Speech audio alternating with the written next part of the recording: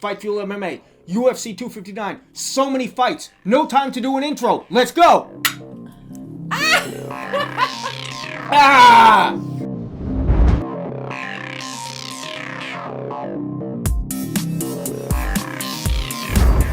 The UFC 259 early prelims were fire. There was something for everybody. We had a murder by proxy, a reenactment of the Fight Club basement bloodbath scene, a rope-a-dope strategy that would have made Ali proud, and an up-and-coming welterweight showcasing his talent against a tough opponent. All the prelims were amazing. Early prelims, that is. If you're the type of guy who glosses over the early prelims and the prelims just goes right to the main event, watch these early prelims. They could have been a fight night unto themselves. We have to talk about them. Yeah, by the end of the early prelims, I was already done. I was already, screamed.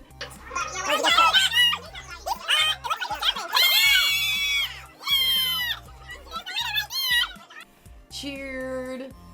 Was confused. Was upset. Went nuts. It was nuts. That's right. The card started out with 3 back-to-back-to-back knockouts. I mean, a round 2 knockout for Trevin Jones.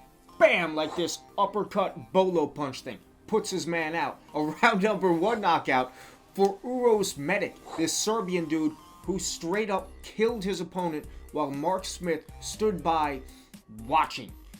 Yeah, you see him looking on, and I gotta tell you, Mark Smith has been one of my more favorite refs since the beginning of this Fight Island Apex era of the UFC. He's been doing such great work in the octagon for this past year. But this fight, man, you see him looking on, you see him waiting for that opportunity to step in. He was right there, but for some reason, I don't know what, he let it go on for about 67 unanswered shots. He was hanging out with Herb Dean the night before, chilling, Vegas, and Herb Dean was like, you know what'd be cool? You just let the guy get beat to death in the octagon. And Mark Smith was like, word, yeah, I could do that. Yeah, I'm not too sure what was going on there. I know he was definitely really watching, and maybe he was seeing some things that we didn't see on the other end. Maybe he saw some things that he misconstrued with defense, intelligent defense, I don't know. But really, really late stoppage. Yeah. The guy lived, he's gonna be okay, but that was rough. Yeah. After that, there was a women's flyweight bout that ended with a knockout, TKO knockout, Livio Hinata Souza, and it was Amanda Lemos was her opponent, and Lemos has got some power in her hands. Very impressive to see a strawweight with that kind of power taking it to Souza, who's a very tough opponent. You don't really see her get knocked out too often, so this was a pretty big deal. Nice statement for this girl. Can't wait to see her knock someone else out. So that was just the first half of the early prelims. That's how we started off. Our heads are already spinning, right? Then what do we do to take us into the second half of the early prelims? We get Sean Brady versus Jake Mathews. Welterweight bout. That was a serious fight that just showcased to us, everyone, we already knew that Sean Brady is a force to be reckoned with in the welterweight division. Yeah, so our instructor, Daniel Gracie, is always really high about Brady. Really high. And he's like, this kid's going to be champ one day. You got to see. You haven't seen what he can do yet. And in this fight, it was kind of a showcase fight for him. Perfect opponent in Mathews. Brady went in really smart. You could see he knew what he wanted to do. He wanted this fight finished on the ground, and he didn't want to take too much damage on the feet getting it there.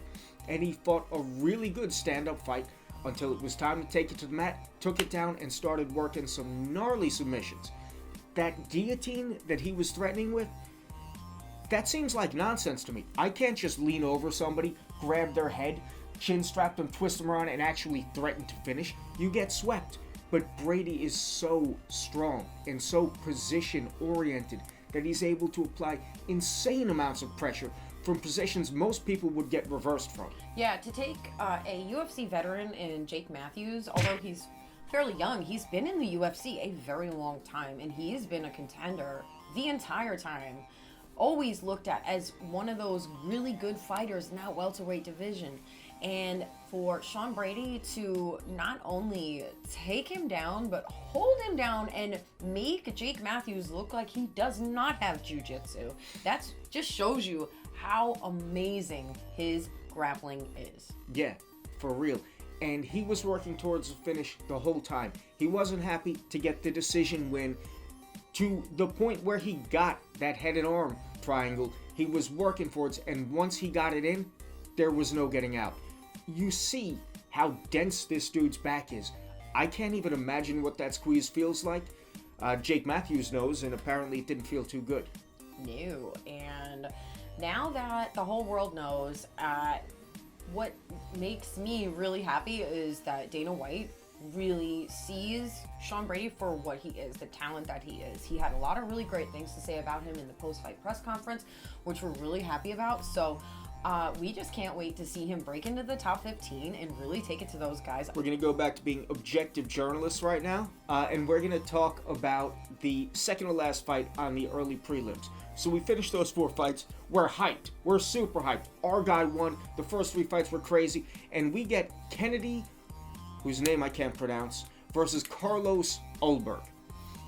Wow, this was a crazy fight. We go from all those crazy submissions, knockouts, and then we go to this freaking barn burner of a fight that it went back and forth way too many times. My brain felt like a ping pong ball. Yo, Ulberg came out of the gate on fire. He was laying into Kennedy, just smash him, throwing an arsenal of strikes, and Kennedy is just sitting there, high guard, and he doesn't throw a shot for like 3 minutes. It was weird. I mean, not since, oh my gosh, like Cowboy with the slow start. That's what it made me think of, but like to the next level. It just didn't seem like he was awake at all in the first round.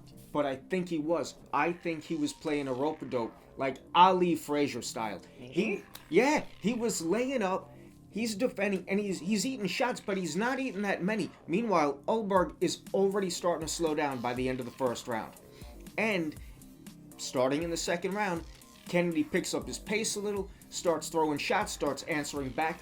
Ulberg is still going at him, but now Kennedy's in the fight. He's in the fight, and by the third round, that insane pace, it wore Ulberg down. He yeah. didn't have it left to defend properly, Yeah. and Kennedy hits this hook right to Ulberg's jaw. Ulberg is out. Yeah, it was crazy. If you watched the beginning of that fight, if you bet on Kennedy, you're ripping up your bet slips right now. Yeah. If you're an Ulberg fan, you're already celebrating it, but that's not how it turned out. Yeah, it just shows you how if you can survive the early barrage of strikes, cardio is sometimes the answer. Conditioning is sometimes the answer. Because it just seemed like he burned himself out and Kennedy was able to capitalize on that. And finally he woke up. I mean, I'm not saying that's a good strategy to have because you almost got knocked out in the first round, but it worked for him this fight, so that was cool. It made for a great fight, man. I mean, it was not performance of the night, it was fight of the night, so definitely well earned. Yeah, that is a performance award that went exactly where it should have gone. Oh yeah. All right, last fight on these amazing early prelims. We have Tim Elliott versus Jordan Espinosa, and this fight was disturbing. Very, because we were watching it on ESPN, and ESPN likes to do bleeps for any type of curse word, but because it's live, they bleep it. Sometimes they bleep it a little too long. Sometimes they don't really bleep over the right word. Sometimes they're just bleeping it consistently. So we didn't really know what was going on. What are we talking about? We're talking about during the fight. Tim Elliott just went to like another place. Tim Elliott has Espinosa on the mat. Tim Elliott is controlling him, dominating from the top, and he starts talking to Espinosa. And I'm like, I don't know what he's saying. I'm like, I think he's saying he slept with his girlfriend, and he's got bleeping it. Yeah, and he's got a forearm choke in, and you hear Espinosa trying to answer back. He's like, and I'm like, dude, he's telling him he banged his girl while he's forearm choking him. And Pat, this is gnarly. That's what we thought. We're like, why is he trash talking? We thought maybe at first he was saying that Espinosa was greased. We thought He might have even said that. We never figured that out. So we thought maybe he was just angry about that, and he just like, a switch. He went to GSP's dart place, something like that. Yeah, but then we later find out. I found out. I went on Twitter. Yeah. And apparently he was saying to Jordan Espinosa, "You're a woman beater. I know you are. The girl messaged me." And Espinosa was saying, "You don't know the whole story," which is not a good look, Jordan Espinosa. That's bad. Yeah. But it makes you think. Tim Elliott is a hardcore fighter. This is a tough, serious fighter, tough human being. Yeah. And I'm watching him just really go dark in this fight. I'm like, is that a strategy? We didn't know. Yeah. By the end of the fight, Tim Elliott is cut.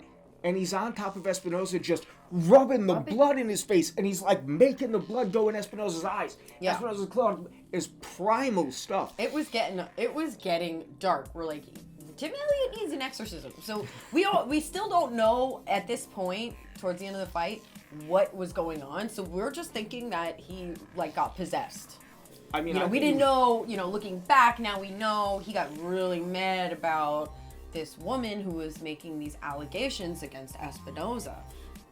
Rightfully so. Anyway, it gave Kennedy... it was crazy. It gave Elliott maybe the motivation he needed to get the job done. He gets a decision victory against Espinosa, and... First decision of the night? Was it the night? Yeah. It was the sixth fight. Unanimous decision. Yeah. So that was good.